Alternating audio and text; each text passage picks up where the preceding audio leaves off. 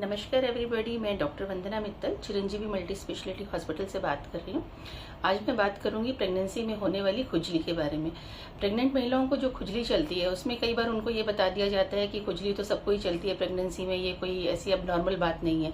लेकिन मैं उन महिलाओं को ये बताना चाहूँगी कि वो पहचानना सीखें कि कब उनकी प्रेगनेंसी वाली खुजली नॉर्मल है और कब एब नॉर्मल।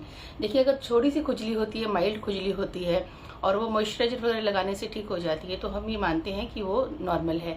यानी कि वो हार्मोनल चेंजेस जो प्रेगनेंसी में होते हैं उनकी वजह से, या स्किन की ओवर स्ट्रेचिंग होती है उनकी वजह से हो सकती है। लेकिन अगर किसी प्रेग्नेंट महिला को mainly second half of the pregnancy में, यानी कि उनको 6 महीने के बाद या 5 महीने के बाद जो खुजली होना स्टार्ट होती है, जो रात को बहुत तेज हो जाती है, उन्हें सोने नहीं देती, इररेजिस्टिबल होती है, और उनकी जो soles and palms of hands होते हैं एंड सोल्स ऑफ फीट होते हैं उनमें ज़्यादा होती है, और इतनी ज़्यादा होती है कि उनको कोई मेडिसिन लेनी पड़ती है, सो नहीं पाते हैं, और उनकी स्किन का कलर भी अगर पेल होने लगता है तो ये उनकी जॉन्डिस का लक्षण हो सकता है। प्रेगनेंसी में जॉन्डिस में खुजली होना बहुत सामान्य बात है, और इससे अगर अनट्रीटेबल इसको रखा जाए तो फिर बाद में जाकर के लीवर डैमेज भी हो सकता है। इससे फीटल कॉम्प्लिकेशंस यानी आपके बच्चे को भी बहुत प्रॉब्लम्स हो सकती हैं।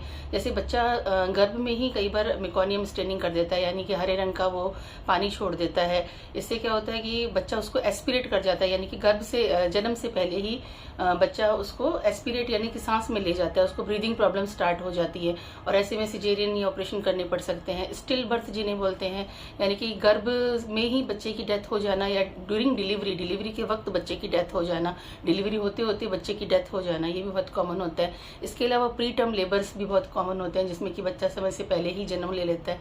कई बार मदर में बाइल एसिड लेवल्स जो होते हैं वो इतने ज़्यादा बढ़ जाते हैं कि बच्चे को समय से पहले भी करवाना पड़ जाता है, नहीं तो उसमें बहुत सी कॉम्प्लिकेशंस हो जाती हैं।